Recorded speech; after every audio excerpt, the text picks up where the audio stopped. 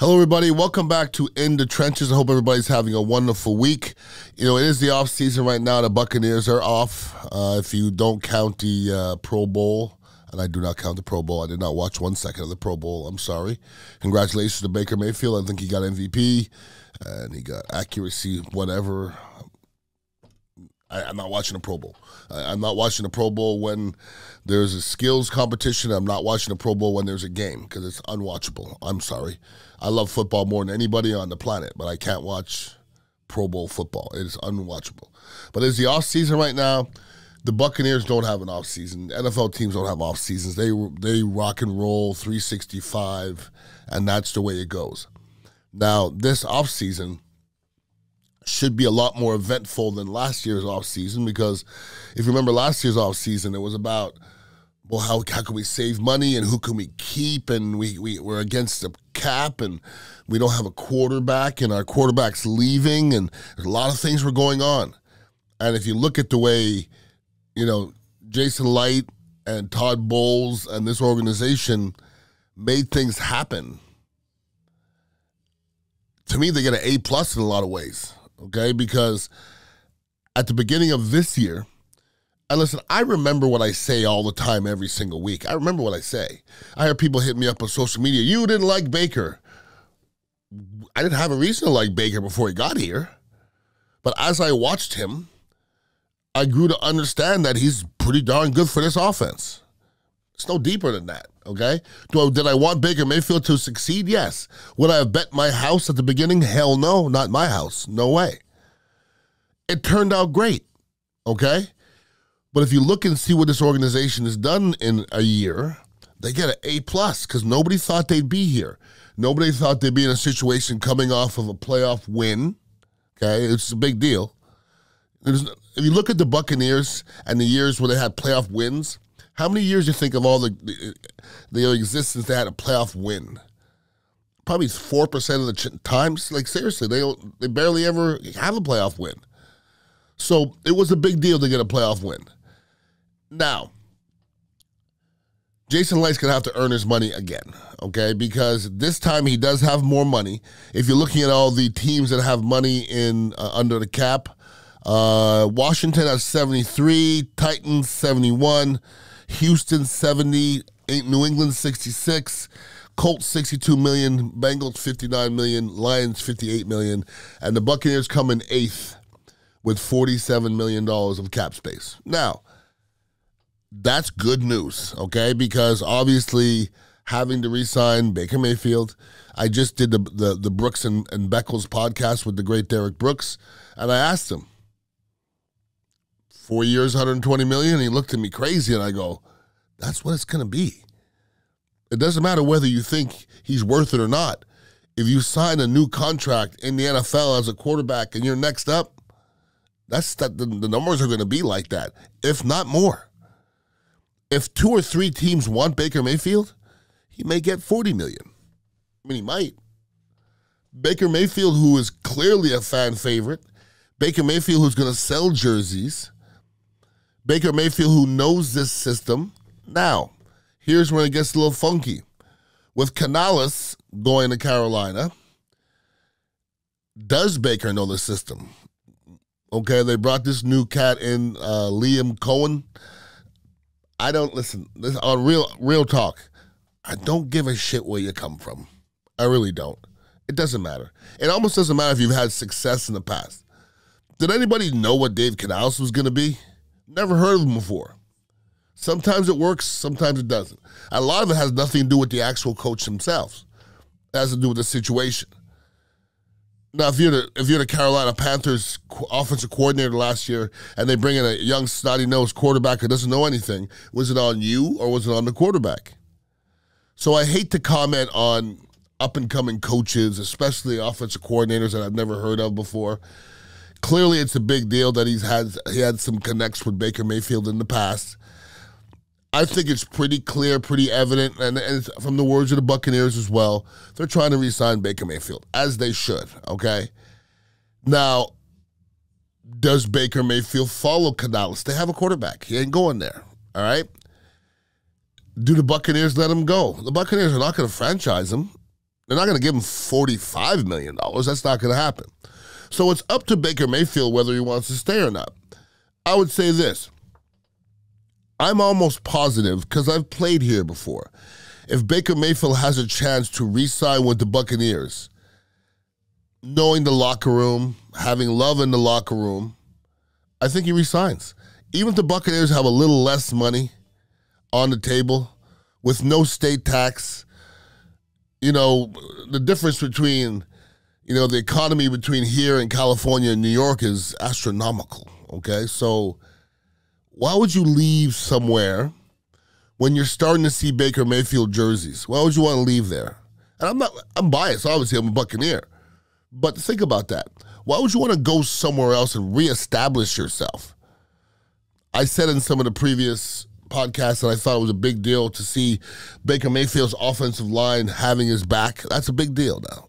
That doesn't have to happen. Linemen don't have to love their quarterback, but they clearly love, listen to Tristan Wirfs speak, they love their quarterback. That's half the battle.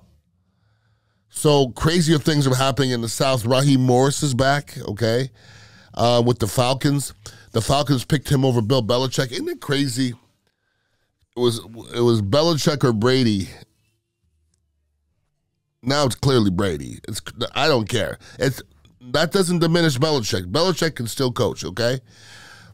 Since when has the number one guy of all times been out there and to be shopped and nobody gives him an offer? Nobody. I mean, has football passed him? Maybe. People are saying Bill Belichick's the best coach ever. To me, it has to be Bill Parcells if they're going to do that, because he comes from Bill Parcells' tree. So I'm not going to put Belichick over Parcells. I'm not going to do it because I was with Parcells. Bill Belichick, you get him I think if you took a Bill Belichick and you gave him the Dallas Cowboys this year, they got a good chance. It has to be the right situation for Bill Belichick. Bill Belichick has to have an established quarterback. He has to have a running game. He has to have some talent, obviously. And I said at the beginning of the playoffs, the reason why the Dallas Cowboys are not going to win, and they're probably not going to win again next year, because they never take care of this. They're not disciplined. They're not a disciplined football team. They get dumb penalties. You know what the Ravens lost? Because they weren't disciplined. They had 4 very undisciplined penalties. Dead foul or dead ball, they're about to punt the penalties. Can't do that. It's not the way you win football games. And what's amazing is we went through a whole year and it's been a whole evolution of the passing game, and everybody has to throw the ball for 400 yards. Isn't it ironic that when you look at the playoffs and the teams in the playoffs, and I haven't looked at this statistically, but towards the end of the year, these are the teams around the football, and including the Buccaneers, the Lions, the 49ers, even the Dallas Cowboys around the football, a little bit. You have to be able to run the football. Kansas City runs the football with Pacheco. They run the football with Allaire. They run the football. You have to. You know what I mean? Green Bay was running the football. Buffalo was running the football a little bit with Josh Allen. And then you have the Ravens that run the football all the time. But it's amazing how everybody puts so much stock in that quarterback, but it comes down to running the football and play defense at the end, to me. It really does. And looking at this Buccaneer team moving forward, I just think we took a bunch of strides this year that I didn't see us taking, to be honest with you. A few players that we have took a couple big strides. Kalijah Kancey as a rookie this year, I always say it's really hard to shine as a rookie. The kid he didn't stand out, but he played football. He looked like he belonged, okay? Tristan Wirfs' rookie year, he stood out. Kalijah Kancey held his own, and that's all you really want, okay? And then I brought up the name Luke Gadecki. I wouldn't have bet a nickel on this kid. He couldn't play left guard. Now he put him at right tackle. That's a whole different animal out there. And looking at PFF, Luke Gadecki is one of 7 right tackles to earn 70-plus pass blocking and run blocking grades this season from PFF. So Luke Gadecki was a top 7 tackle in the NFL. And Tristan Wirfs was top 2, left tackle, 3 tops. Trent Williams, Tristan Wirfs, and I'm sure there's 1 or 2 others on that list. But the Buccaneers look like they have a future now. They look, Hainsey in there. And, I mean, the guard play can get better, but Cody Mauch is going to be better next year. I always say that I jumped – my game probably improved 40% from my first year to my second year. It's not going to keep on improving 40%, but – what you do your rookie year, it's a lot of learning. It's a lot of lessons that you got to catch. And your second year, you see things coming. I just had Tony Mayberry here at the Dignitary Cafe, and I was reminding him of I started my rookie year, and he started his second year. So the second he came in his second year, I was already picking things up, like watch this, here this comes, and it comes with, time. Getting your ass out there. And, I still hear people asking for Kyle Trask, and that's okay. That's fine if you want to. But don't you have to ask yourself to this point, if the kid could play, we'd have seen him? You got to start thinking that, can't you? You just can't keep on doing that, though. It's a long time afterwards. How stupid would they look? How stupid would the Buccaneers look if they put him out there and he lights it up? That would look stupid. You had that cat in the bench for that long? And who was in front of him the whole time? So the future's bright. I swear to God, it's crazy. I think the future's bright. There's a lot of things, a lot of decisions need to be made. Does Levante David want to come back? Does Mike Evans want to come back? Is Mike Evans butthurt that the Buccaneers didn't re-sign him at the beginning of this year? And don't say no, he has no reason to be. Yeah, he does. Mike Evans said, hey guys, you can sign me right now.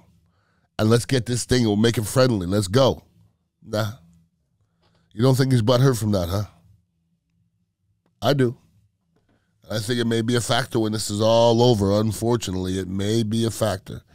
Make sure everybody's listening to all my other podcasts as well. And come hang out here at Dignitary Cafe sometime, 4817 Southwest Shore Boulevard. And drink some Mitra 9s. Everybody have a wonderful week, and please be safe. Peace out.